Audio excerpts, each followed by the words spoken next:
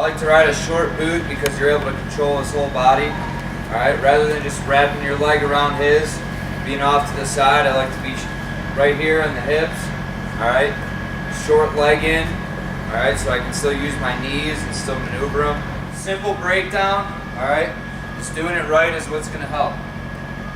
So right here, I drive forward. Alright, I'm driving into him because it gets all the weight on his hands. Alright, natural reaction is to drive back in. Right when he does, I pop him to his hip. Alright, I don't waste time here. I drive right into him. This leg comes up and over. Alright, and as I do this, I drive forward. Okay, now my leg's in. Alright, short boot. Alright, I want my knees to be able to go outward. My knees are close to him. Alright, I'm pinching him together, but my hips aren't down. Okay, the farther my knees go out, the tighter my hips are to his. Okay, so this is where I want to be. My knees out, good position. Alright, and then from here we're gonna work, but I like being right here. Any type of leg I'm running, even if I go back here for a figure four, all my pressure's on top right here. Alright. The more pressure you have on your hands and your feet and your hips, the less pressure is on him. Okay, so that's the key to having a leg in, is keeping all that weight on him. Alright. So even when I'm here just riding, I'm keeping this weight down, keeping it forward. Okay? The more my knees are out, the less pressure is going to be on my knees.